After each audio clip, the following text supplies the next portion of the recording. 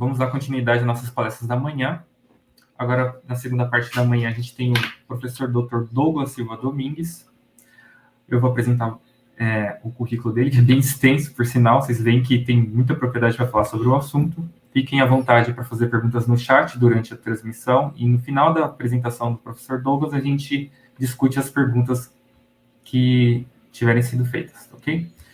Então, o Douglas Silva Domingues, é graduado em Ciências Biológicas na modalidade de licenciatura e bacharelado pela Universidade Estadual Paulista, Unesp. Obteve o título de doutor em Biotecnologia pela Universidade de São Paulo, nosso colega do programa.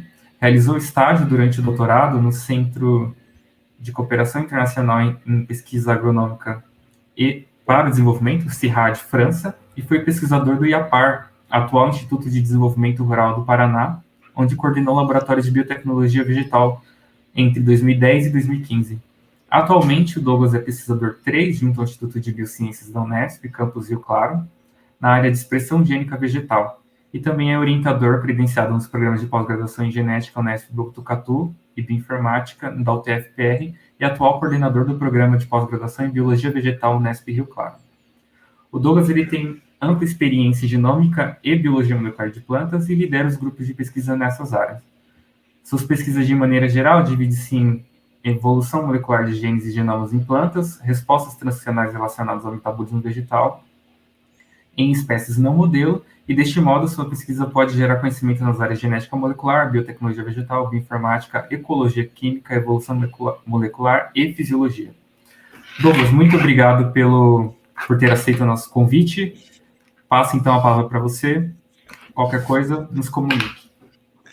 Tá certo, Henrique. Obrigado aí pela lembrança, pelo convite, e eu vim fazer, de certa forma, aqui um contraponto ao Guilherme, que agora na primeira parte falou um pouquinho mais da realidade no cenário corporativo, e agora eu vou falar um pouquinho mais do que eu lido na carreira mais padrãozão acadêmica, e apresentar um pouquinho do que a gente tem feito aqui no laboratório, mas podem perguntar outras coisas relacionadas a biotecnologia na academia, até um pouquinho de biotecnologia na iniciativa privada. Eu não estou apresentando aqui os projetos que eu tenho com a iniciativa privada, porque alguns deles tem cláusula de confidencialidade em cima, então, para as apresentações gerais, eu coloco aquilo que é financiado por entes públicos. Mas eu achei legal eu começar a apresentação falando do porquê que me chamaram aqui. Então, junto com o Guilherme, a ideia foi tentar trazer pessoas que passaram pelo programa de pós-graduação em biotecnologia. E eu e o Guilherme, de fato, fomos contemporâneos, e eu posso provar com essas fotos aqui. Aqui estou eu, aqui está o Guilherme, que acabou de falar com vocês, aqui nós dois trabalhando no laboratório. Essas fotos aqui são de 2006, 2007. A gente foi contemporâneo de doutorado. E todo o pessoal que está aqui, tirando a Maria Elisa, era um pessoal que fazia pós-graduação pelo programa em biotecnologia aí da USP, nós todos no laboratório de biologia molecular de plantas, que é o mesmo laboratório que o Henrique trabalha hoje. Nessa época aí, o Guilherme ainda não usava esses termos bonitos da Bayer, a preocupação maior dele era mostrar memes para mim nos intervalos da bancada. Mas, parando um pouquinho da graça e voltando aqui para as atividades do laboratório, então, em resumo, essa aqui é a equipe do laboratório. A gente tem um pessoal de pós-doutorado, doutorado, mestrado, iniciação científica. O pessoal que está marcado em asterisco, na verdade, são pessoas que já saíram do laboratório e que eu vou falar alguns trabalhos que elas desenvolveram, os colaboradores que a gente tem por aí no Brasil e no exterior.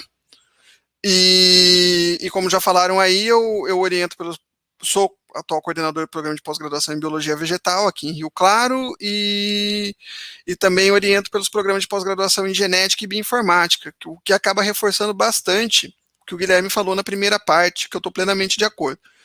Então, trabalhar em biotecnologia, seja em biotecnologia vegetal, seja aplicada à saúde, seja micro-organismos, seja industrial como um todo, é ter a mente aberta a ser interdisciplinar. Então, usando o exemplo dessa apresentação aqui. Então, Aqui eu estou apresentando um pouco mais com enfoque em biotecnologia, mas eu já fiz apresentações similares para programas em botânica, eu já fiz apresentações similares para programas em biologia molecular, eu já fiz apresentações similares para produtor agrícola, eu já fiz apresentações similares para técnicos do governo que queriam entender um pouquinho mais de biomol. Então, assim, você tem que estar aberto, que você vai ter que atender muitos públicos e ser curioso de tudo um pouco. Aí eu vou entrar para vocês, grosso modo, como que eu posso resumir as pesquisas do laboratório. Então, a gente trabalha, como já dizia no título da palestra, o nosso modelo de pesquisa essencial é o cafeeiro, e eu trabalho com cafeeiro por diversas razões. A mais óbvia delas é que a maioria das pessoas gosta de café, é uma bebida consumida mundialmente, e do ponto de vista de genômica e de evolução, ele também é um modelo muito interessante. Como eu estou na academia, eu estou na universidade, a desvantagem é que eu talvez não tenha um budget, talvez eu não tenha um orçamento tão poupudo quanto o Guilherme. A vantagem é que eu tenho um pouco mais de liberdade de explorar outras hipóteses, além das hipóteses principais da empresa. E cafeiro é muito interessante desse ponto de vista, porque ele obviamente é um modelo vegetal com interesse na agricultura, e ao mesmo tempo ele tem diversas particularidades que são muito interessantes do ponto de vista mais biológico, de evolução, de botânica mesmo, que podem ser exploradas. De maneira geral, quando os alunos vêm me procurar, eu até pergunto isso: vocês preferem um projeto de mais aplicação biotecnológica ou um projeto de aplicação mais biológica, botânica, evolutiva?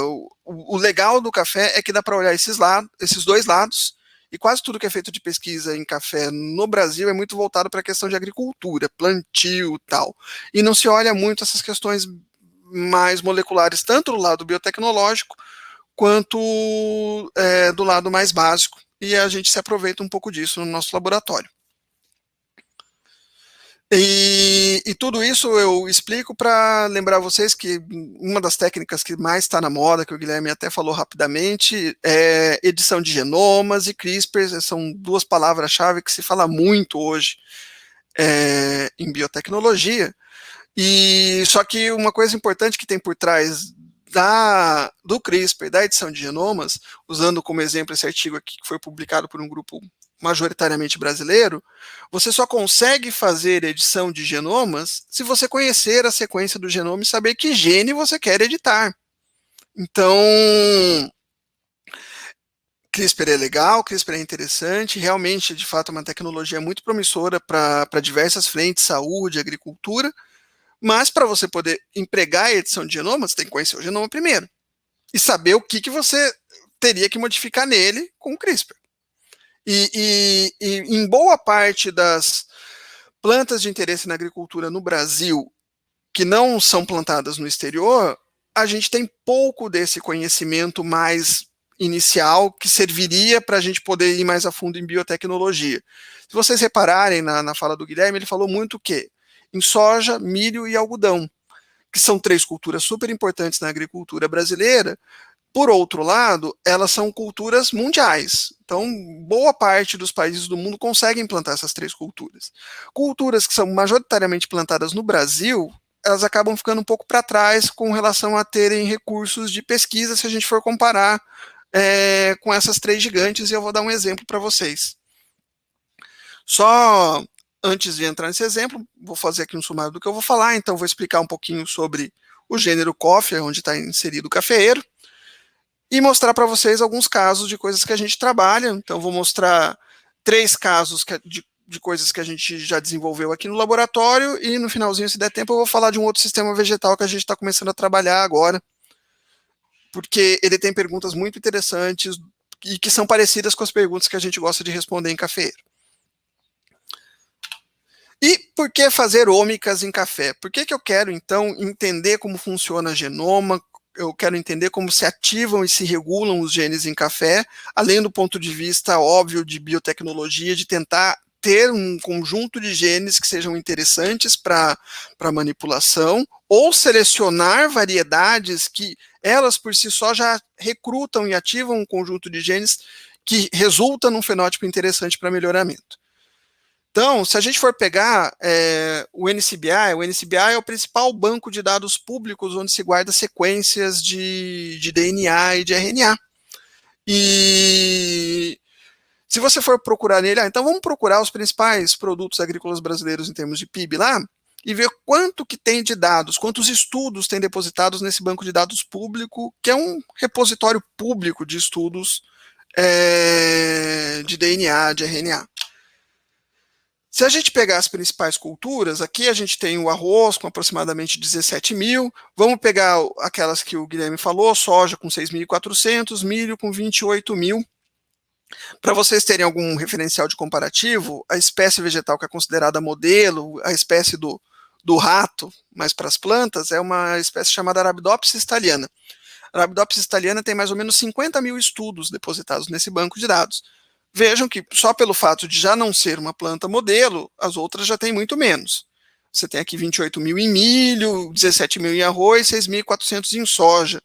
Cana, que eu acho que muitos que já ouviram falar de biotecnologia vegetal já passaram pelo nome cana, tem 2 mil estudos. Vejam que é uma cultura que tem muito recurso investido e ainda assim ela tem menos de 1/10 de estudos que tem o milho. Por quê? Milho é estudado no mundo inteiro. Cana, são poucos países que estudam. E aqui tem mandioca com um pouco menos de 1.000, algodão, fumo, laranja. Deixa eu mostrar para vocês café. As 2 principais espécies que a gente trabalha somadas não dão 500 estudos.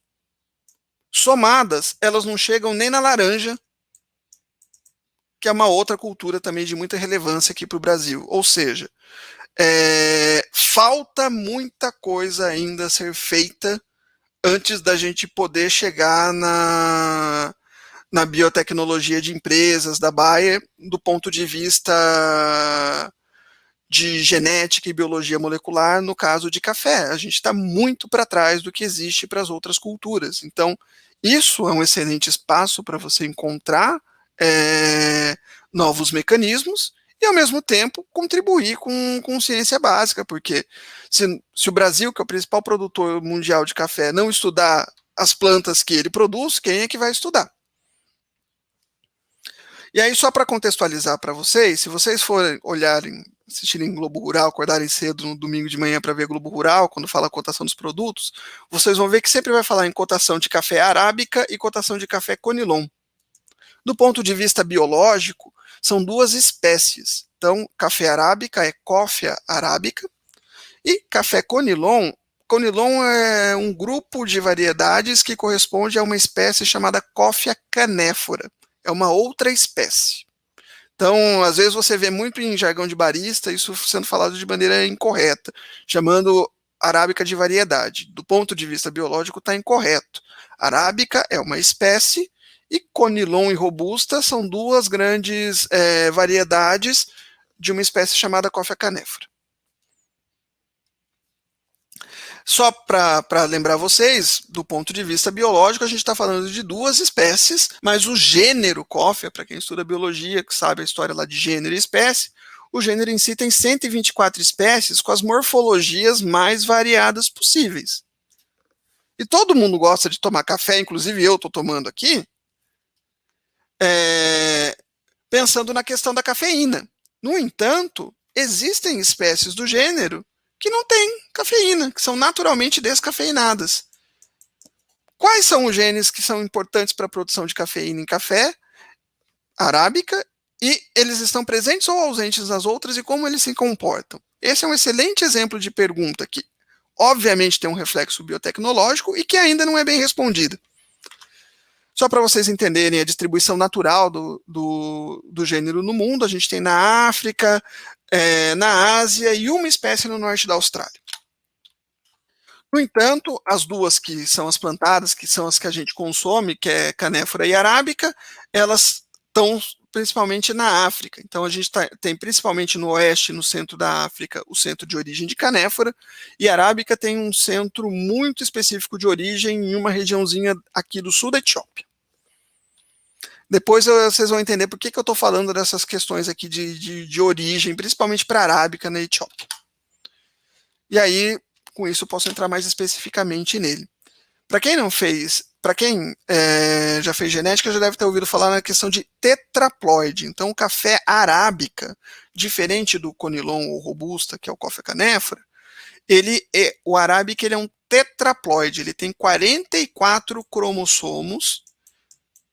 Provavelmente ele surgiu de uma fusão de duas espécies na natureza. Fusão da espécie Coffea canéfora, que é o robusto ou conilon que a gente consome, com uma outra espécie selvagem que não é muito utilizada na agricultura, no Brasil não é utilizada de jeito nenhum, na África tem gente que usa, mas não é comum, com eugenioides. Então, dentro do genoma do café arábica, a gente tem convivendo junto 2 genomas. O do Coffea canéfora, o conilon, e o Coffea eugenioides. Então, como que 2 genomas dentro de uma única planta sobrevivem bem? Essa é uma primeira pergunta do ponto de vista mais básico que nos interessa. E você já, talvez, quem consome café já tenha ouvido falar, existe café, no caso de arábica, tem café bourbon, café catuai. Será que a convivência desses 2 genomas no bourbon é igual à convivência no catuai? É diferente? Se as plantas não são idênticas, essa convivência não deve ser idêntica. Isso é de interesse. Então, um genoma de café arábica foi recentemente sequenciado e já está disponibilizado nesse banco de dados NCBI que eu falei alguns slides atrás. Existem alguns outros projetos que também estão em andamento, porque uma chave quando você sequencia o genoma de uma espécie, seja vegetal, seja animal, seja de micro-organismo, é qual o representante daquela espécie que foi sequenciado. A gente tem o genoma humano, mas não é o genoma do Douglas que está lá depositado, foi um genoma escolhido por alguma razão. Então, no caso de plantas, vai depender da importância daquela variedade, a escolha do genoma que vai ser sequenciado. E só para vocês terem uma ideia, para quem estuda um pouco de genética, já deve ter ouvido falar no dogma central da biologia molecular, que a gente fala em DNA, a sequência de DNA ela transcreve num RNA, e o RNA é traduzido em proteína. No caso de café, a gente tem algo entre 45 e 70 mil genes, 45 a 70 mil regiões do genoma, que funcionam assim. Então, como eu falei para vocês, o centro de origem é a Etiópia, e por que a gente fala disso? Uma coisa que é muito comum acontecer no processo de domesticação é uma coisa que a gente fala de gargalo de variabilidade. Então, na natureza, vamos supor que cada um desses quadradinhos aqui seja um indivíduo daquela espécie. Na natureza, a espécie lá na floresta, você vai ter indivíduos com a mais diversa variabilidade. Quando você seleciona plantas porque elas têm características de interesse para a gente consumir, você vai ter a primeira fase de domesticação, que é diminuir quais indivíduos desse todo aqui você vai olhar mais a fundo. E, de maneira geral, variedades, como o Guilherme estava falando, de backcross, e vai ter que estaquear trait, etc., você elege uma ou outra variedade e nela você investe o seu esforço de melhoramento. Isso é o que a gente chama de bottleneck ou de gargalo de melhoramento. Então, isso ocorre com a maioria das espécies que são cultivadas, independente do processo de melhoramento delas ter sido mediado por empresas ou ter sido recolhimento de variedades crioulas. Mesmo quando você recolhe uma variedade crioula, você está decidindo plantar um conjunto de plantas em detrimento a um outro conjunto de plantas. Então, sempre você tem esse processo de gargalo. A vantagem é que isso permite que você foque em determinados genótipos. A desvantagem é que você perde, às vezes, características que podem ser importantes para situações futuras. Como o Guilherme falou, às vezes você vai ter situações que o agricultor nem vislumbra no momento, mas que a pesquisa vislumbra que pode ser um problema. Hoje, a vedete do momento é a questão das mudanças climáticas. Então, variações grandes de temperatura são um problema sério para cafeeiro, por exemplo. E a maioria dos genótipos não reagem bem a isso. E, talvez, voltando nesses indivíduos mais selvagens, a gente encontra indivíduos mais tolerantes a essas variações de temperatura do que nas variedades modernas. Só para contar a historinha para vocês, porque é bastante interessante e o caso do gargalo genético de cafeeiro é relativamente bem conhecido. Então, por volta do ano 575, populações humanas levaram sementes do sudeste da Etiópia para a região do Iêmen, que é lá na Península Arábica, aqueles lados ali da Arábia Saudita. Por isso que é chamado de café arábica, porque foi ali que as populações humanas começaram a consumir.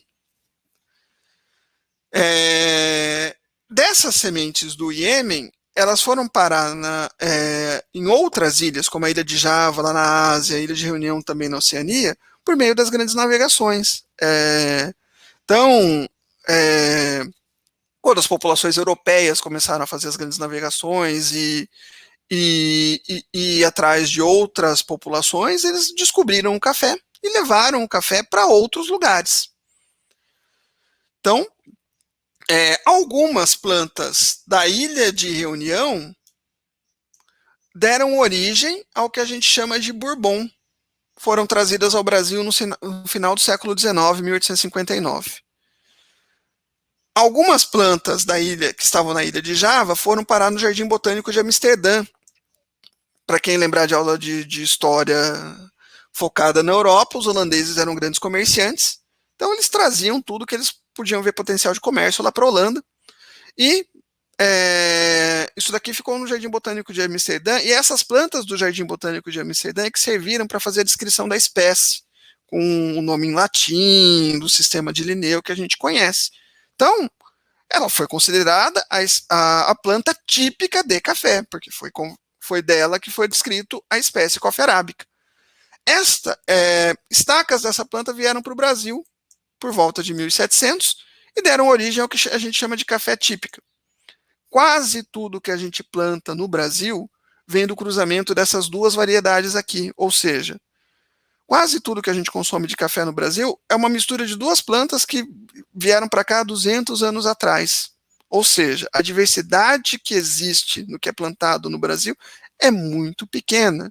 Então, se houver algum fenômeno muito forte de mudança do cenário de agricultura em café, existe uma possibilidade enorme de que isso impacte muito negativamente a produção, no caso de arábica.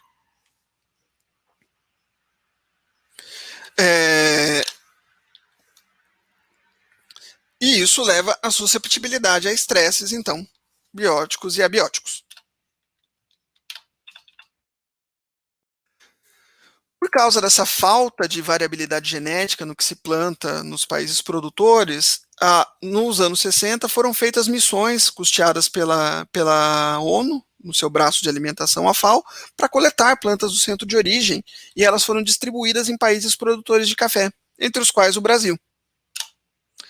E uma das coisas que a gente começou a atacar nos últimos anos foi tentar entender a diversidade genética. Será que aquilo que foi coletado há 50 anos atrás como um reservatório para estudos genéticos no futuro e trazer variabilidade genética poderia ser interessante agora? Sobretudo pensando que algumas desses genótipos selvagens enfrentam hoje risco de extinção. Então, pensando nisso, a gente no laboratório foi entender a composição de nutrientes dos grãos de café arábica, avaliando essas plantas selvagens e cultivares comerciais, para tentar, ao fim desse processo, entender, em termos moleculares, em termos de genes, o que faz uma planta de café arábica absorver mais ou menos nutrientes e levar eles para os grãos. Então, uma das formas de você estudar isso, que normalmente é a forma que você estuda lá no ensino médio ou nas aulas de genética básica, é você cruza duas plantas muito diferentes entre si e vê a F1, a segregação. Esse método baseia boa parte do que é produzido em termos de melhoramento genético no Brasil até hoje. No entanto, nos últimos anos, para entender qual gene é importante para uma característica, a gente hoje lança mão de um tipo de estudo chamado de associação genômica ampla. Em vez de eu fazer aquela abordagem usual de cruzamentos, vejo a variação entre os indivíduos, seleciono, e aí volto para o lançamento de variedades ou novos cruzamentos, e isso vai gerar esse tipo de indivíduo aqui. Então eu tenho um indivíduo que é o pai 1, que ele tem o gene dessa forma, o pai G2 tem dessa forma, esse aqui é o híbrido. No caso do gene 3 aqui, vejam que o pai 1 tem o gene dessa forma, o 2 tem de uma outra forma, o que faz com que o híbrido tenha de uma forma distinta, e isso às vezes confere características interessantes para o híbrido de melhoramento. Em vez de eu usar essa abordagem, eu uso uma abordagem importada da genética humana. Como que eu faço para estudar hoje a origem genética de doenças em humanos? Por exemplo, saber quais genes em humanos estão relacionados com pressão alta.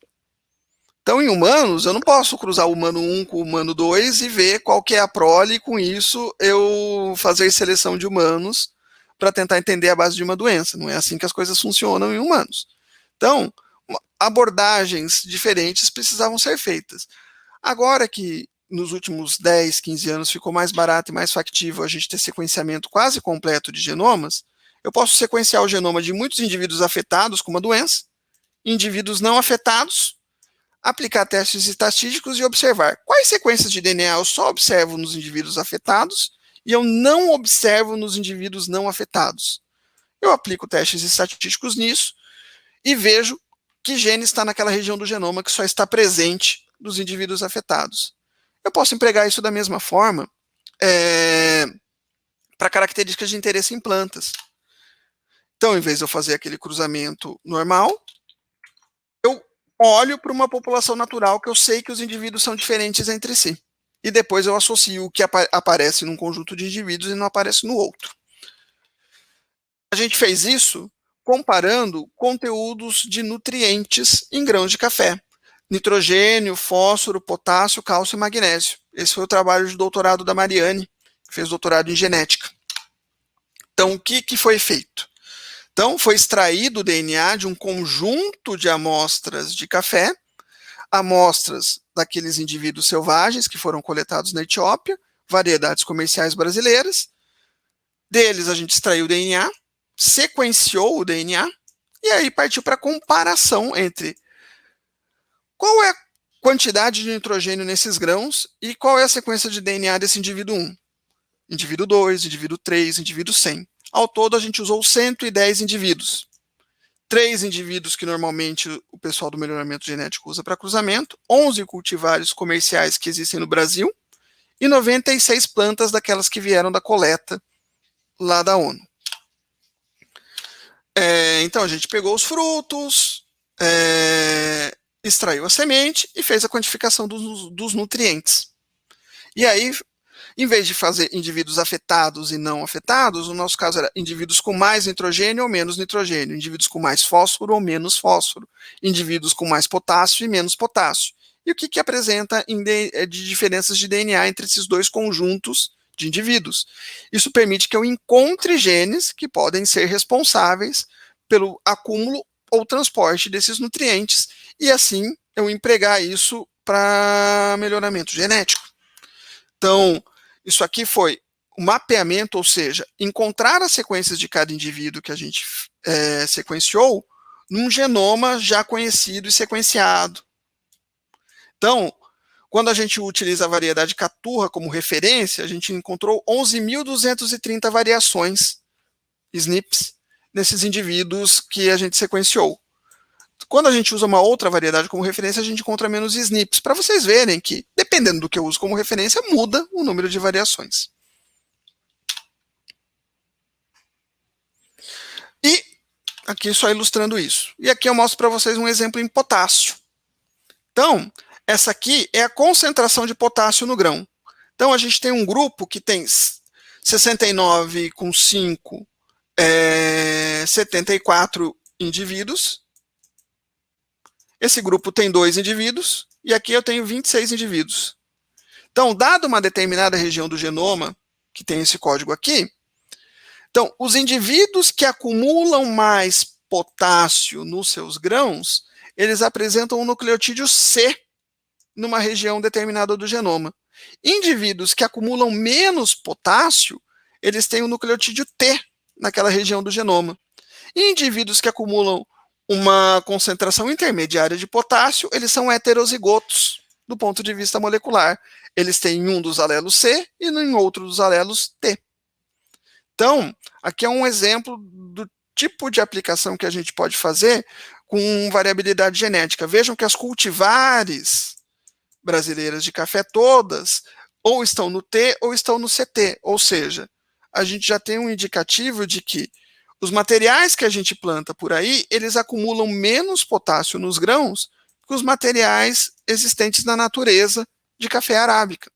Então, se, porventura, acúmulo de potássio for uma característica importante do ponto de vista de melhoramento, a gente já sabe para qual gene a gente pode olhar melhor.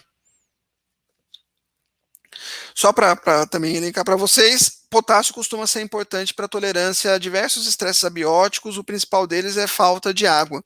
Então, a gente já tem um ponto de partida para poder fazer, por exemplo, o CRISPR. Será que não vale a pena modificar de T para C uma base e ver qual é o efeito disso no acúmulo de potássio na planta?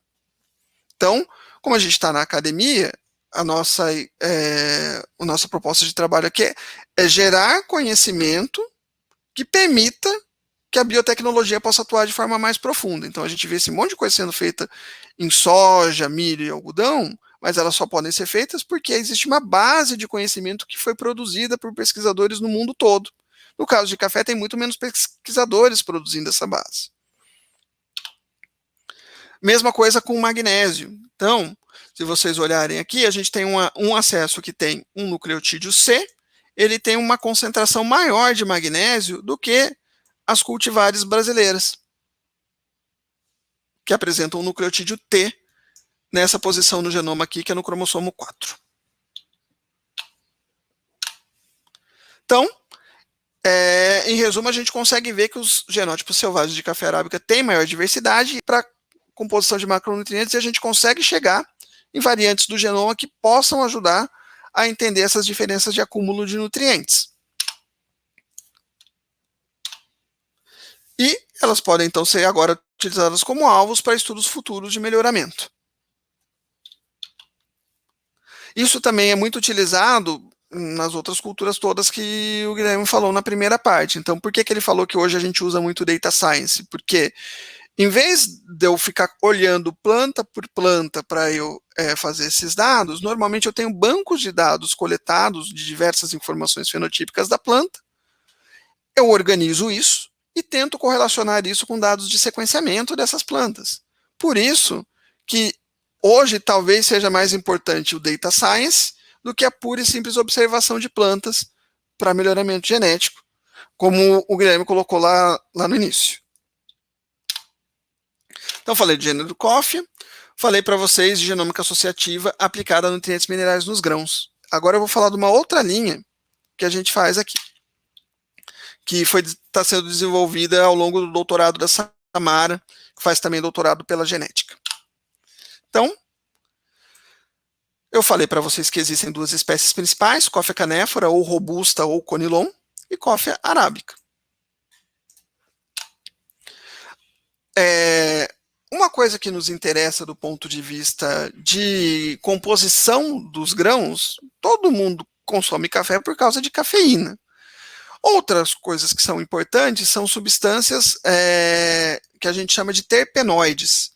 Todas essas substâncias são substâncias do metabolismo que a gente chamava anteriormente de metabolismo secundário, hoje a gente chama mais adequadamente de metabolismo especializado. Eu sempre gosto de utilizar o exemplo do hortelã. Todo mundo sabe como é cheiro de hortelã, mas só o hortelã cheira daquele jeito, certo? Então, o aroma do hortelã vem porque ele produz um determinado conjunto de compostos ou metabólitos que só o hortelã produz, e por isso ele tem aquele cheiro e nenhuma outra planta produz. Isso a gente chama, então, de metabólitos especializados. Se eu tenho um metabólito numa planta, esse metabólito é produto de uma enzima. Se ele é produto de uma enzima, essa enzima é uma proteína. Toda enzima é uma proteína. Então, se ela é uma proteína, ela veio de um RNA mensageiro que veio de um gene no genoma. Então, toda vez que eu olho por diferenças de compostos presentes numa amostra em plantas, eu estou olhando indiretamente para diferenças no genoma. Então, no caso do metabolismo especializado, é que estão a maioria das substâncias que a gente tem interesse biotecnológico em plantas. Então, a morfina, por exemplo, o Taxol, que é uma droga anticâncer, no caso do café, a cafeína e terpenos, que a gente vai falar mais para frente.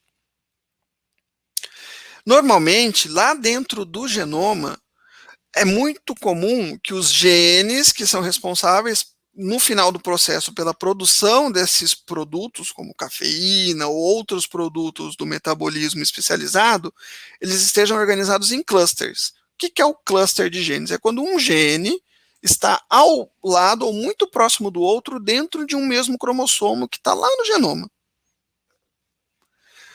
Então, usando bioinformática, a gente decidiu se aproveitar disso. Então, vamos aplicar bioinformática para identificar onde a gente tem genes bastante juntinhos no genoma de Coffea canephora, agora nesse caso, porque ele é diploide, ele é mais simples de ser estudado num primeiro momento, e ver quais desses genes são diferencialmente ativados em situações da planta. Então, a gente utilizou um pipeline de bioinformática para identificar esses genes que estão muito próximos entre si dentro de um mesmo cromossomo, e usamos outros pipelines para identificar a expressão desses genes, ou seja, a atividade desses genes, se eles estão mais ou menos ativos. E aí a gente comparou esses perfis. Então a gente conseguiu achar 46 regiões dentro do genoma do café canéfora que estão relacionadas à produção desses compostos especializados, que costumam ser os compostos de interesse biotecnológico. Então aqui, no caso do Coffea canéfora, a gente fala em 11 cromossomos. Para vocês entenderem, o arábica tem 44, 22 de um parental, 22 de outro. O canéfora só tem 22 porque ele não é poliploide. 11 veio do pai, 11 veio da mãe. Para facilitar estudos, a gente só pensa em um desses lotes de cromossomos. E é isso que a gente está mostrando aqui. Então, por exemplo, no cromossomo 7, existe uma região com muitos genes próximos que provavelmente está relacionada à produção de alcaloides. Existe no cromossomo 10 uma região com genes relacionados à produção de sacarídeos, e assim por diante. Para tentar entender a atividade desses genes, a gente utilizou dados de sementes e de folhas de Coffea canéfora. E, como vocês viram lá no início, eu falei que a gente, quando está falando de genes, a gente está falando na casa de dezenas de milhares de genes. No caso de Coffea canéfora, 25 mil. No caso de arábica, entre 45 e 60 mil. Então, eu tenho a atividade do gene numa folha submetida ou não à seca, eu tenho a atividade do gene em diferentes fases da semente. Então, por exemplo, aqui fase 1 da semente, fase 2 da semente, fase 3 da semente. Fase 1 da folha, fase 2 da folha com seca, fase 3 da folha. E aqui eu tenho um gene A, que é o gene número 1, o gene B, gene número 2, o gene C, que é o gene número 3, e eu vou fazendo isso para milhares de genes. Quando eu tenho dezenas de milhares de genes, eu não consigo ficar olhando para gráficos, eu preciso aplicar ferramentas de bioinformática ou de data science para poder resolver esse tipo de problema. Será que o padrão observado nesse gene número 1 de ativação e desativação é o mesmo padrão que eu observo no gene número 2? Eu tenho, utilizando estatística, que eles são 70% parecidos. O B e o C só são 10% parecidos. Então, A e B são provavelmente genes coexpressos. Então, A e B provavelmente são genes que atuam no mesmo processo biológico, que aqui, no nosso caso, eu estou interessado em processos biológicos relacionados à produção de compostos especializados, porque eles são de interesse biotecnológico, e no caso do café a gente consome a semente. Então, qual que é o objetivo que a gente vislumbra ter nesse projeto? Eu ter genes que se ativam e desativam ao mesmo tempo, que eu sei que eles estão próximos entre si dentro de um mesmo cromossomo, e por fim, eles devem codificar uma substância do metabolismo especializado, que é onde costuma ter a maior parte dos compostos de interesse biotecnológico. Com isso, eu vou ter excelentes genes para a gente poder seguir adiante em outros estudos mais funcionais. Então, a gente aplica estatística, e esses aqui são os conjuntinhos de genes que têm o mesmo padrão. Então, a gente tem um conjunto 1 em que 511 genes têm mais ou menos o mesmo padrão.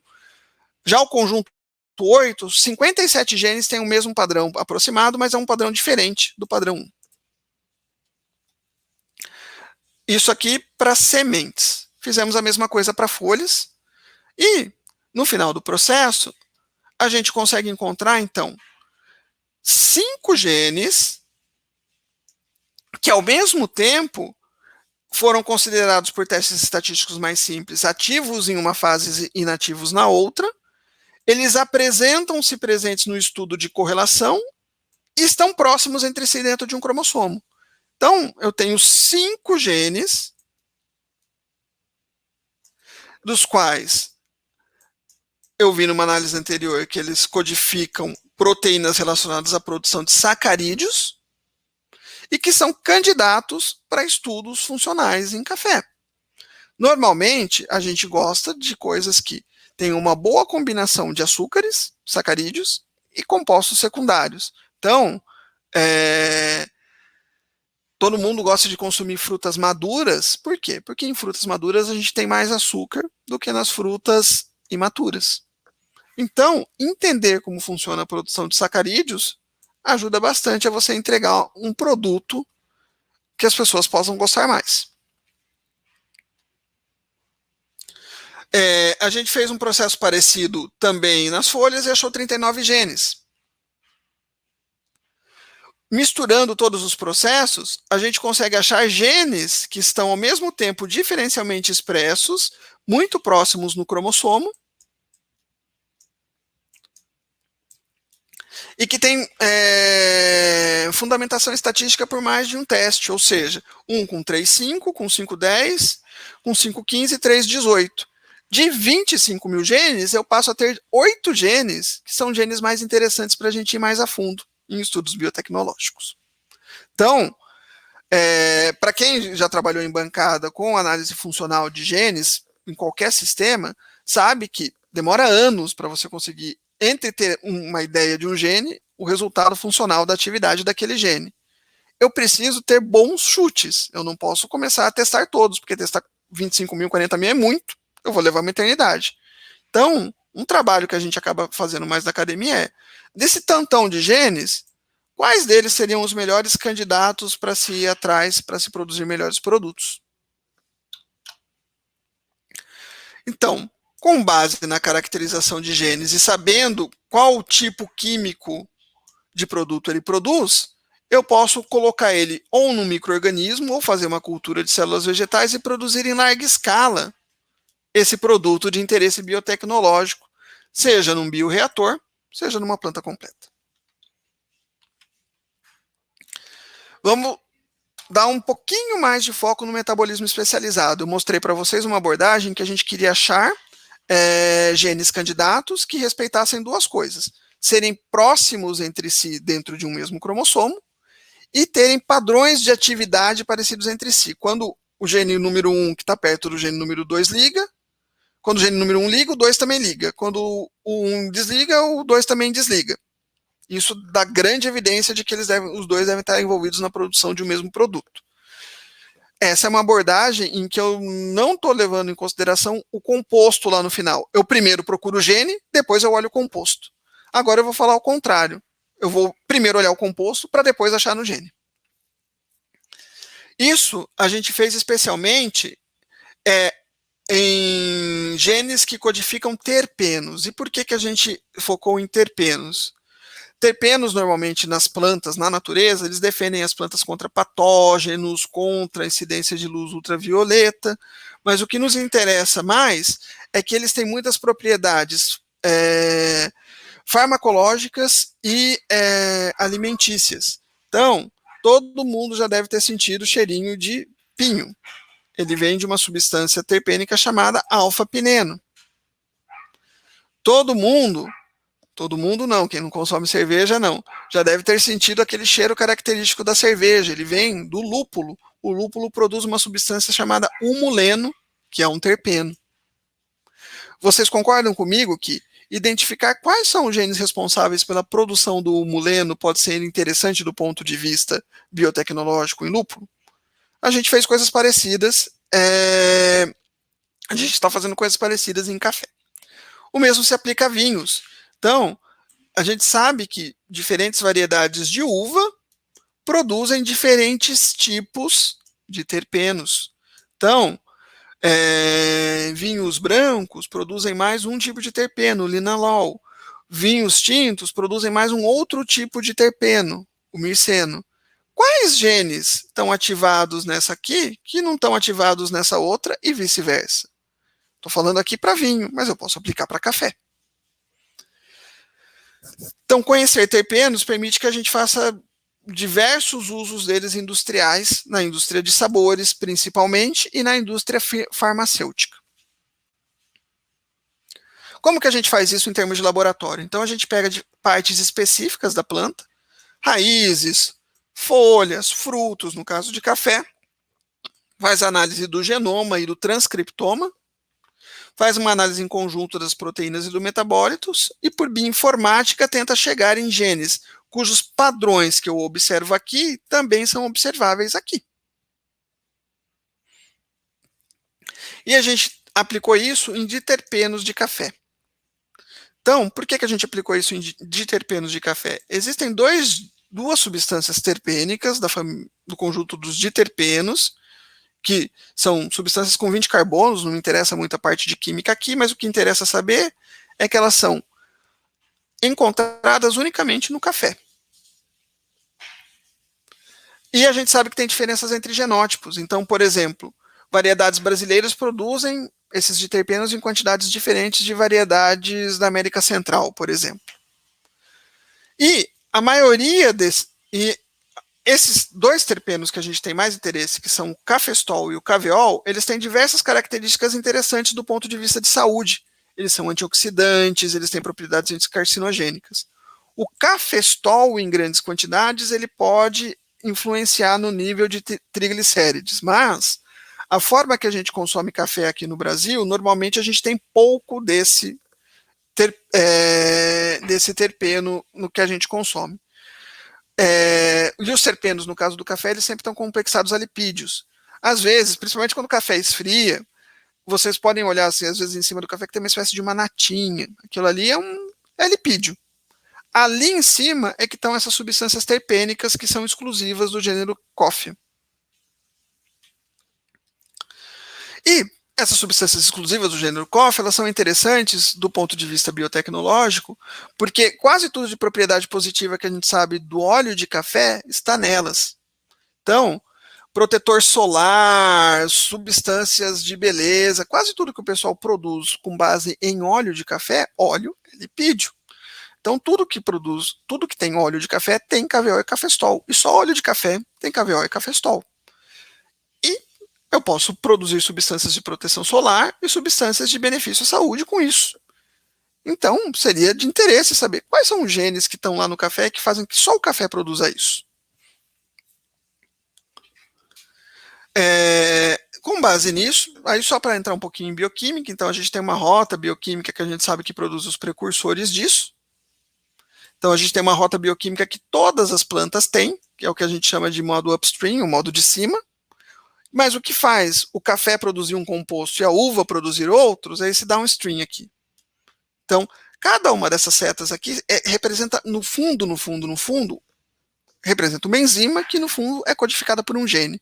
Então, cada setinha dessas representa um ou mais genes. Nessa parte de cima aqui, então, todas as plantas têm. Na parte de baixo, é o que cada planta tem especificamente. Então, as plantas podem ter genes para fazer monoterpenos, que são os terpenos que têm, então, 10 carbonos. Diterpenos, 20 carbonos. Sesquiterpenos, 15 carbonos. Triterpenos, 30 carbonos, e assim por diante. A gente sabe que as plantas têm centenas de genes que produzem terpenos.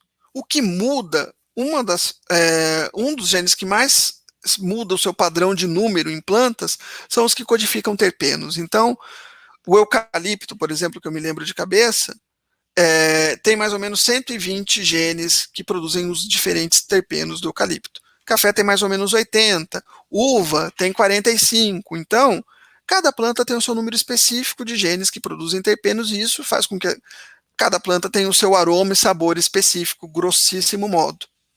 E isso está ativo em diferentes partes da planta. Utilizando aqui uma planta modelo, isso pode estar ativo, pensando que as plantas produzem essas substâncias para se defenderem na natureza. Então, eles podem estar sendo produzidos na raiz, na pétala da flor. Então, aqui eu tenho um exemplo. Então, eu tenho aqui no Grão de pólen. No grão de pólen, dessas dezenas de genes são ativos, o gene número 3 e o gene número 24, do sistema modelo Arabidopsis thaliana. Lá na raiz é o número 12 e o número 13 que é ativado. Então eu tenho diferentes genes que são ativados em diferentes tecidos. A Suzana, que foi aluna de doutorado minha e pós-doc do laboratório, ela quantificou esses terpenos em folhas. Vejam que folhas não têm esses terpenos. Raízes só tem caveol. E os frutos. O fruto de café, grossíssimo modo, normalmente a gente inicia o fruto de café no Brasil o desenvolvimento do fruto na planta acontece em setembro e vai até maio do outro ano. Então eu tenho setembro, outubro, novembro, dezembro, janeiro, fevereiro, março, abril, maio. Então, o que a gente fez? Coletou em outubro, novembro, dezembro, janeiro, fevereiro, março, abril, maio. Uma vez por mês a gente ia lá pegando frutinho. E a gente observou duas coisas interessantes. A primeira delas é que órgãos de café, partes de café que não são fruto, têm um padrão muito diferente de produção desses compostos que os frutos. E, normalmente, a gente consome o fruto lá no final, quando ele está vermelhinho, madurinho. Mas não é aqui que tem a maior concentração desse composto de interesse biotecnológico. É no meio do desenvolvimento do fruto. Utilizando esse padrão, então, que a gente agora sabe, então eu mostrei para vocês esse lado aqui da análise. Eu posso mostrar esse outro lado aqui da análise para vocês. Então, a gente fez esse outro lado da análise e achou dois genes que têm mais ou menos aquele padrão que eu mostrei para vocês. Eles são pouco ativos em partes da planta que não são fruto e tem aquele padrãozinho de ser mais ativos no começo do desenvolvimento do fruto e menos ativos no final do desenvolvimento do fruto. Ela levou esses dois genes para um colaborador nosso no exterior e foi desenvolver doutorado sanduíche com essa caracterização. Lá no exterior, a gente conseguiu descobrir, colocando esses dois genes num sistema heterólogo, na verdade, colocando isso numa bactéria, qual é o composto que esses genes produzem juntos. E juntos eles produzem um composto chamado enticaureno, que quimicamente ele deve ser realmente um precursor do caveol e do cafestol. Então, hoje a gente sabe que a partir daquelas moléculas do upstream, que todas as plantas têm, acontecem duas reações dentro de café que dão um precursor chamado enticaureno. Agora a gente precisa seguir nos demais passos. Provavelmente existem outros genes mais para frente aqui que fazem modificações dessas estruturas químicas e modificam o enticaureno em caveol e cafestol. Esses dois primeiros passos aqui fizeram algum sucessinho, a gente publicou parte desses resultados numa revista de fisiologia vegetal, mas normalmente o pessoal que trabalha com plantas não leva muito em consideração a aplicação biotecnológica e básica junto, como a gente escreveu isso bonitinho no artigo, o pessoal da Science achou legal e fez um comentário a respeito. E esse trabalho foi divulgado aí em outros lugares, pela FAPESP, inclusive. Por fim, uma outra pergunta que a gente tem nesse sentido é que terpenos às vezes podem ser induzidos. Em outras plantas já foi visto que a gente pode utilizar elicitores, ou seja, a gente vai lá, aplica uma substância que a planta entende como um ataque de mentirinha, e isso faz com que a planta produza mais substâncias de defesa, e a reboque ela possa produzir terpenos. Então, a gente fez isso com o café aplicando uma substância que a gente sabe que, ao mesmo tempo, pode aumentar a produção desses compostos e que em outra planta, no caso citros, a gente já mostrou que ela pode ajudar a defender os citros contra cancro cítrico, que é uma infecção bacteriana. Então, se a gente conseguisse um negócio que defende a planta da bactéria e, ao mesmo tempo, aumenta compostos de interesse biotecnológico, você tem uma baita jogada. Eu estou interessado no ponto de vista genético disso. O que acontece com a planta quando eu aplico isso, que faz ela se defender tanto da bactéria quanto promover o aumento de substâncias? Então, para isso, a gente selecionou duas variedades de café, Catuai vermelho e Obatã. A gente está trabalhando com mudas para poder aplicar mais fácil essa substância. Então, a gente cresce as plantinhas de café num sistema de solução nutritiva. Aqui estão a Raíssa, que foi aluna de mestrado do laboratório, a Paula, que é aluna de doutorado do laboratório, e elas estão trabalhando em entender, então, o que acontece em termos moleculares quando a gente aplica essas substâncias nas mudas. Então, a gente tem plantas não tratadas com essa substância, plantas tratadas com essa substância, delas a gente isola o RNA mensageiro, faz o sequenciamento, e aí quantifica os RNAs mensageiros por gene. Então, esse gene número 1 aqui tem 1, 2, 3, 4, 5, 6 RNAs. Esse gene aqui tem 1, 2, 3, 4, 5. Então, esse gene que tem 5 é menos ativo do que esse gene aqui que tem 6. E assim você vai achando os genes que podem ser de interesse para o processo que você está estudando. Então, o café tem mais ou menos 56 mil genes. A gente está começando esse trabalho de identificação dos genes de interesse, utilizando esses programas aqui. A gente achou 49 genes que são mais ativos unicamente em Catuai, 55 mais ativos unicamente em Ubatã e 8 que são ativados nos dois. E a gente já conseguiu ver que o tipo de gene que é ativado em uma variedade é diferente do tipo que é ativado em outra variedade, confirmando aquilo que a gente já desconfiava lá atrás. A produção de compostos é diferente entre variedades porque elas ativam genes diferentes. E agora a gente está, então, tentando estudar como que cada variedade regula os seus genes em função da aplicação desse composto. E precisamos olhar com mais carinho na produção de terpenos, e quem tiver interesse em nos ajudar nisso está mais do que bem-vindo. Na parte dos genes de cima, a gente também fez alguns estudos, e o que mais me interessa aqui mostrar é o trabalho da Natasha, em que a gente fez uma análise evolutiva de genes. Pensem que isso aqui é uma análise evolutiva de genes. Os genes marcados em verdinho são genes que vieram do canéfora. Os genes marcados em vermelho vieram do eugenioides e os genes em azul vieram do arábica.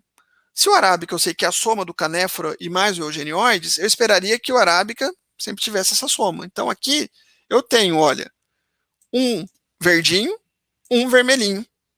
E eu tenho 2 roxinhos representando o arábica. Então aqui, nesse grupo 4, de fato, o arábica corresponde, em termos de genes, o arábica corresponde à soma do canéfora e do eugenioides. Nesse gene aqui, nesse grupo 3 desse gene aqui, que é um gene upstream, eu só tenho 3 genes. Eu tenho do canéfora, óbvio, eu tenho do eugenioides, óbvio, mas o arábica só tem um, ele perdeu o outro. Será que isso confere alguma vantagem evolutiva? Será que isso é reflexo do melhoramento genético? Ou é algo por acaso? Isso aqui é algo que nos interessa também do ponto de vista mais biológico. Então, no final das contas, a gente olha para os genomas parentais e para a junção desses genomas, que é o café arábica, do ponto de vista de genoma, olhar vias metabólicas de interesse, muitas vezes entendendo a evolução delas, para poder aplicar isso em biotecnologia e melhoramento genético. Então, só rapidinho para encerrar aqui, uma outra linha de trabalho que a gente está fazendo agora é com saponinas. Saponinas, elas são também terpenos, são triterpenos, tem 30 carbonos. E saponinas são interessantes porque elas são utilizadas em vacina. As vacinas, elas são uma mistura do antígeno, ou seja, um produto que reconhece diretamente o vírus ou o micro-organismo que quer ser atacado, junto com um adjuvante. O que é um adjuvante? O adjuvante é uma substância que ativa o sistema imunológico, embora ela não atue contra o organismo de interesse. Então, é uma maneira de eu potencializar a atividade da vacina. Normalmente é muito caro eu fazer antígeno, produzir anticorpos ou vírus inativado ou RNA mensageiro que ajude a desencadear o processo imunológico. Essa é a parte mais cara do processo. Uma forma de eu baratear o processo e garantir que a vacina seja boa é eu colocar uma segunda substância chamada de adjuvante, que ela ativa o sistema imune de maneira geral. E aí, com o sistema imune ativado de maneira geral, o antígeno é reconhecido mais rápido e a pessoa ganha imunidade.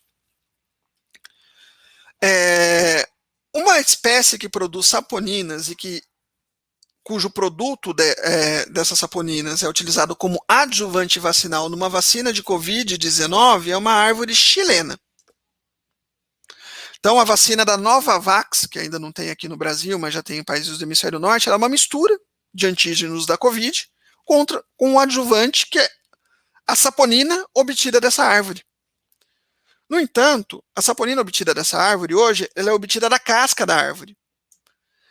Se eu faço uma remoção muito intensiva de casca de árvore, eu vou acabar eliminando a árvore em uma hora. Então, no Chile, hoje, acontece a morte de 28 mil árvores por causa da exploração dessas árvores para uso de produção de saponinas vacinais. No entanto, o Brasil tem uma planta nativa do sul do Brasil, que é do mesmo gênero da espécie chilena. A espécie chilena se chama Quilaia saponaria e a brasileira se chama Quilaia brasiliensis. Essa prima da espécie chilena tem a vantagem de que ela produz, em vez de produzir as saponinas na casca da árvore, ela produz a saponina nas folhas. E um grupo lá da Universidade Federal do Rio Grande do Sul já observou que quando eu aplico um estresse na planta, ela aumenta a quantidade dessas saponinas nas folhas. Então, só antes de pensar na aplicação de larga escala biotecnológica, só o fato de eu coletar folha em vez de eu coletar a casca já é um processo mais sustentável de produção de saponinas. E, por fim, se eu descobrir quais são os genes que estão envolvidos no processo de produção dessas saponinas, eu, em vez de extrair de qualquer árvore que seja, eu posso pegar esses genes, colocar num sistema bacteriano ou de levedura e produzir saponinas em larga escala para a produção de adjuvantes de vacina. Então, aqui é um excelente exemplo de que, não somente lá na agricultura, em café, etc., a gente tem muita coisa na biodiversidade brasileira que a gente pode explorar, às vezes por simples comparação com outros sistemas. Então, a gente está começando esse projeto há mais ou menos um ano, a pandemia está fazendo ele andar muito mais devagar do que a gente gostaria. Foi uma feliz coincidência, feliz do ponto de vista de aplicação, péssima do ponto de vista da Covid, que a gente tinha a ideia desse projeto antes da pandemia, sabendo do potencial disso na aplicação de vacinas, e depois surgiu uma vacina de Covid com esse produto. Então, ficou mais interessante ainda a coisa. O Jean é um aluno de mestrado que está desenvolvendo esse projeto. E já foi mostrado em outras plantas quais são as vias metabólicas que costumam ser responsáveis pela produção dessas saponinas terpênicas. Então, agora eu preciso gerar dados de sequências de DNA e de DNA dessas espécies para poder identificar essas vias metabólicas nessas plantas. Então, em resumo, era isso que eu tinha para mostrar para vocês. Eu queria explicar para vocês como funciona um pouco o gênero Coffeum. Quase todo mundo bebe café, mas pouca gente entende a biologia que está por trás. Então, o grosso da pesquisa do Brasil é muito voltada para o plantio, para a agricultura ou para a parte de baristas. E mostrar alguns estudos de caso para vocês. E aí, eu estou à disposição para dúvidas. Valeu, gente. Muito obrigado, Douglas. Achei sensacional a sua palestra. Bom, quem não gosta de café, pelo menos simpatiza com o assunto, né? É muito difícil, por exemplo, a gente ver palestras que fugem um pouco dos modelos, ou Arabidopsis, ou milho, e espécies que são agricultáveis, assim, em larga escala no mundo inteiro, como milho, algodão e alguns outros, como soja, por exemplo. A gente tem algumas perguntas aqui. Eu vou buscar algumas delas para você. Muitas delas, o chat está bombando aqui de perguntas, muitas delas não tem muita conexão entre outras, mas acho que vale a pena a gente sanar as perguntas mais importantes. Então, a primeira delas é da Ariane Noronha de Mello, e ela faz a seguinte pergunta: por que você acha que é tão pouco estudado o café, sendo que ele é tão consumido, inclusive aqui no país? Na verdade, eu até coloquei um pouco. Ele é muito estudado do ponto de vista de agricultura. Então, qual é a melhor época de plantio de café? Qual é a melhor época de adubação de café? Isso daí é bastante estudado no Brasil. Só que a gente tem que pensar que isso dá uma questão quase filosófica. Tipo, a ciência não é desvinculada dos problemas sociais do mundo. Então, quem produz café no mundo é país pobre. País pobre não tem dinheiro para investir em ciência. E isso acaba se refletindo, inclusive, no café. É uma boa resposta, realmente. A gente sofre muito com isso em diferentes frentes, né? Mas... E aí o que acaba acontecendo é isso, só resumindo, milho, soja, algodão, tem você vai ter dezenas de grupos pensando nisso. Então, assim, fica mais fácil para as empresas entregarem produtos, porque a parte mais básica alguém já fez lá na universidade. E para a maioria das plantas que a gente cultiva só aqui no Brasil, ou só em países tropicais e pobres, não tem tanto essa preocupação. Só entrando um pouco nessa temática que você está explorando, tem empresas no Brasil que estão interessadas nesse tipo de investimento no estudo de café do ponto de vista biotecnológico? Mais ou menos. As empresas brasileiras elas focam um pouco mais no ponto de vista químico, de tentar entender. Então, em vez de eu produzir plantas diferentes, eu quero escolher os grãos que têm mais os químicos que me interessam. Normalmente essa é a primeira linha de pesquisa. Então, por exemplo, a Café Cacique, que foi comprado pela Três Corações, ela tem um núcleo de pesquisa que é essencialmente química. Quem se preocupa na produção mais de novas plantas, normalmente, para o nosso azar, são as multinacionais. Quem entra forte nisso é IRI e Nestlé. E agora, por incrível que pareça, os americanos já observaram que isso é um gap. Então, tem gente plantando café no sul dos Estados Unidos porque a Starbucks tem interesse de investir nisso. E aí, as duas iniciativas no Brasil que é um pouco na contramão nisso, que o Guilherme até falou, são o CTC em cana-de-açúcar e eucalipto, que são assim, os dois cases de sucesso do Brasil, que embora só o Brasil esteja interessado nisso, são as duas culturas que a gente vê um investimento mais forte em questão biotecnológica.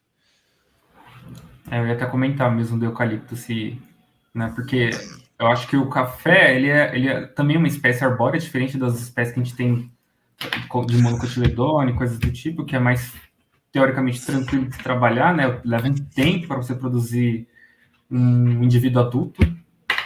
Então, acho que... É que o setor produtivo no Brasil, ele não produz a planta. Por que eucalipto e cana isso acontece? Tipo, o CTC, ele tem plantação de cana. Para ele é de interesse produzir novas plantas. No setor de eucalipto acontece quase a mesma coisa. Eles têm as plantações de eucalipto, então eles querem ver um jeito de produzir mais ou em menos espaço. No caso do café, a indústria compra o grão do produtor. Então ela não está muito interessada na parte da planta, ela quer saber depois do grão. É verdade, concordo. Vamos para a nossa próxima pergunta, então, aqui do Alexandre Pascoal. Ele faz a seguinte pergunta. Professor Douglas, poderia falar um pouco do papel da bioinformática em suas pesquisas e a necessidade de um profissional dessa área? E ele agradece. Bom, aí vai entrar um pouco na linha do que você até mesmo falou, Henrique. O que acontece? É muito bem estudado como funcionam os genes nos sistemas modelo, na Arabidopsis thaliana. Só que, para quem já viu a Arabidopsis thaliana é uma plantinha desse tamanho assim, e que você precisa de condições muito restritas de temperatura e luz para crescer ela. Então, quase tudo que a gente sabe de funcionamento de gene de Arabidopsis serve de ponto de partida para a gente entender outras plantas. Mas no café, com certeza, não vai funcionar igual a Arabidopsis. E tem um complicador de eu ter dois genomas dentro de uma mesma espécie. Então, eu preciso de ferramentas computacionais para tentar entender esses funcionamentos todos. Isso é bacana porque o pessoal aqui no curso tem levantado bastante a bola nessa relação do data science e da bioinformática, como interpretar os dados, como é utilizado dentro da pesquisa e tudo mais. Acho que... Mas isso o Guilherme já falou super bem, eu super concordo, e assim, e eu também estou interessado, assim, uma área que é pouco abordada nos cursos de graduação e que vale a pena estudar em biotecnologia, data science, sem dúvida. Data science, concordo. Eu também estou sofrendo um pouco com isso. Estou tentando voltar a trazer um pouco dessa questão. A nossa próxima pergunta é com o João Vitor, e ele pergunta como se dá o processo para avaliar a atividade da expressão gênica da planta em diferentes condições ambientais. Então, você coleta a planta nessas diferentes condições. Eu vou dar um exemplo que eu fiquei muito triste de não ter feito. Foi péssimo para a agricultura, mas eu adoraria ter participado. Com esse conjunto de geadas que a gente teve nessas últimas semanas aí, geada é uma coisa que acontece, é outra coisa que é jabuticaba, que é coisa só nossa. Porque no exterior, ou você tem neve, ou seja, vai cair um monte de gelo lá, a planta vai morrer, não vai ter jeito. Ou é muito seco, então você não tem precipitação, está muito frio, mas você não tem nenhuma precipitação. A geada, que é essa camadinha fina de gelo em cima da folha, é uma coisa mais comum na América do Sul, essencialmente. E então é muito pouco estudado do ponto de vista biológico. Então eu poderia pegar folhas que Verdade. tem a camadinha de gelo em cima e folhas sem a camadinha de gelo em cima, numa noite de geada, extrair o RNA delas e comparar. Como que a planta se defendeu dessa camadinha de gelo? Por exemplo. Uhum. Acho que se ilustra bem. Então, acho que o ponto de partida é entender quais são os genes que estão sendo transcritos naquela condição, certo? E aí, Isso, exatamente. por comparação, a gente consegue entender o que está sendo mais ou menos expresso nessas duas condições. Uhum. Muito legal. A outra pergunta é da Ariane Noronha de Mello.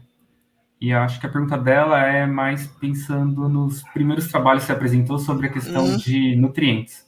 Então, ela pergunta, como o melhoramento genético poderia influenciar no valor nutricional do grão? Acho que isso acontece muito quando você preconiza a resistência abiótica ou biótica, e aí, no caso do café que a gente está pensando no grão para consumo, às vezes isso se perde no processo de melhoramento. Você poderia elaborar um Então, pouco como foi feito?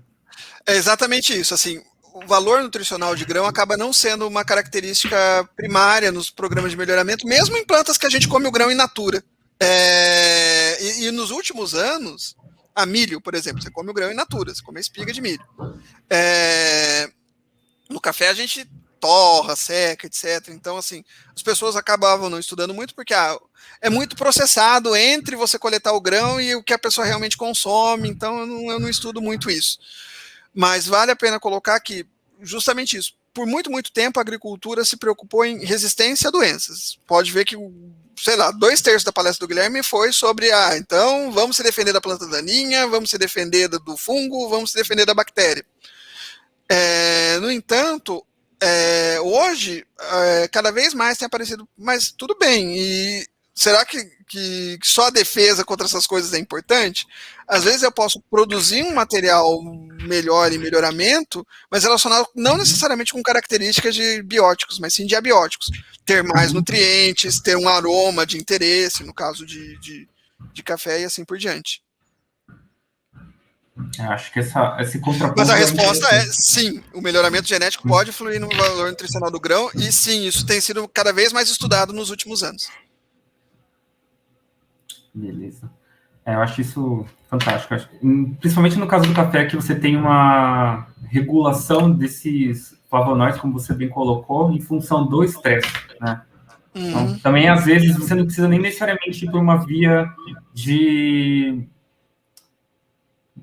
engenharia genética ou mudança do genótipo, alguma coisa do tipo. Você entendendo o contexto do genótipo que você está trabalhando, induzir um estresse, você pode beneficiar a produção de determinado composto, né? Exatamente. Inclusive porque a engenharia genética é uma coisa que tem muito resistência nesse setor. Porque como a planta é perene, vai ficar 20, 30 anos lá, e normalmente você tem toda uma legislação que você precisa seguir quando você planta um cultivo geneticamente modificado. Uma coisa é você fazer isso com soja, que em 6 meses está resolvido. Outra coisa é você fazer isso com uma planta que vai ficar 30 anos lá. Eu concordo plenamente. Levanta uma pergunta sobre questões florestais, mas isso fica para um outro momento. A pergunta do Gabriel agora vai nesse ponto. Ele pergunta se os terpenos e outras substâncias podem ser perdidas ou denaturadas pelo calor no processo de preparação do café, e se isso possui alguma influência na questão nutricional para quem afeta quem a bebe, né? Então, sim, os terpenos podem ser destruídos. Na verdade, a gente estudou caviar e café-sol justamente porque a gente sabia que eles chegam até a bebida. A gente começou por eles porque a gente sabe que eles são uns que não são perdidos ou desnaturados no processo de preparação. Outros podem ser perdidos ou desnaturados. A influência nutricional ao afetar quem bebe é algo muito pouco estudado. Todo mundo estuda cafeína no café, ninguém estuda os outros compostos do café. Então, inclusive foi isso que me chamou a atenção e que fez eu enveredar por esse lado aqui, de não estudar cafeína e estudar as outras coisas. Deixa todo mundo estudar cafeína e eu me preocupo com o resto. É uma boa lógica, um bom ponto de partida. Tem mais uma pergunta do Gabriel, acho que é a última pergunta aqui da nossa série, na segunda palestra da manhã. Deixa eu só puxar aqui. O Gabriel pergunta o seguinte, é uma questão mais relacionada à carreira. Partindo da biomedicina, pode-se trabalhar com genômica funcional de plantas? Quais dicas você dá para quem se interessa por essa área e qual é o caminho a ser trilhado até chegar lá? Sim, assim, eu vou dar 2 exemplos, porque você até 3, na verdade. O exemplo mais simples de todos, eu conheço biomédicos que hoje trabalham com genômica funcional de plantas, que na pós-graduação optaram por ir para a área vegetal e estão trabalhando em genômica funcional de plantas. Essencialmente, você vai acabar trilhando esse caminho por meio de pós-graduação, ou se você quiser ir para a iniciativa privada, como o Guilherme falou, eu concordo plenamente. Esteja aberto a outras possibilidades. Quase que certamente você não vai trabalhar com aquilo que você estudou na sua graduação ou mesmo na pós. Então, como o Guilherme já falou, nós trabalhamos com elementos transponíveis numa situação muito específica. Mesmo eu que estou na academia, hoje não estou estudando exclusivamente isso, fui por outros caminhos. Até estudo um pouco isso, mas não é mais a minha linha principal de pesquisa. E você pode, do lado da biomedicina, também estudar do outro lado. Então, como já até colocaram aí no chat, qual é o efeito dessas substâncias em células humanas, por exemplo? Será que a origem, essas substâncias, quando vêm do conilon, elas têm mais ou menos efeito do que quando vêm do arábica? Então, é uma outra forma de você estudar isso do ponto de vista biomédico. Em vez de você estudar a planta, você estudar o efeito. No nosso laboratório, por exemplo, eu também sou um exemplo disso, tá? Eu sou engenheiro florestal e eu trabalho com cana-de-açúcar, eu trabalho com vitaminas e estresse em plantas. Então é muito... até mesmo quem está entrando na pós-graduação acaba não vendo muito daquilo que viu durante a graduação, embora aquilo seja base para a construção do conhecimento a partir daí. No nosso laboratório, a gente tem uma nutricionista que trabalha com genômica de plantas, né, no caso. E, assim, um profissional excelente também. Acho que um ponto é sempre a busca, se tem interesse, como você e o Guilherme já apontou, é só ir atrás. Ir atrás e tá aberto, é que eu gosto daquele vídeo do Clóvis de Bairro. Mesmo que aquilo não seja para você, que você não gosta daquilo, vai atrás, reaja. Reaja. Concordo. Douglas, em nome da comissão, eu gostaria de agradecer. Foi uma excelente palestra. Obrigado, eu que agradeço. Um assunto super interessante, novo para a gente. Eu gostaria de parabenizar pela palestra, pelos trabalhos que têm sido realizados. Eu gostaria de deixar aberto outros momentos também que, se quiser explorar os assuntos nos novos cursos que virão à frente. Agradeço por ter aceito esse desafio, né? O primeiro curso de biotecnologia no inverno aqui, e aí a gente, num contexto de pandemia, torna tudo um pouco mais complicado, um pouco mais tenso. Mas é isso. Agradeço novamente. Eu também agradeço. Só vou dar uma última. Vocês estão me ouvindo? Ou não? Sim, Só vou dar uma última palhinha, o que acho que já foi falado anteriormente. Assim, embora eu não trabalhe diretamente, a formação no curso de biotecnologia foi o primeiro choque de realidade. Você vai ter que entender muitas coisas diferentes ao mesmo tempo. Então, a gente é apresentado a biotecnologia de micro-organismos, a economia de projetos biotecnológicos, e embora eu não trabalhe com isso diretamente hoje, ter esses conhecimentos básicos me ajudou pra caramba na hora que eu fui lidar lá na academia, porque quando, por exemplo, eu estava no Instituto Agronômico, eu tinha que explicar para um deputado ou para um produtor agrícola, mas tudo bem, como que isso daí vai aumentar em escala? Se você não tiver uma aula de economia de projetos biotecnológicos, você não vai saber explicar isso. Então, não é só saber a viazinha do café, você vai ter que saber o conhecimento em volta.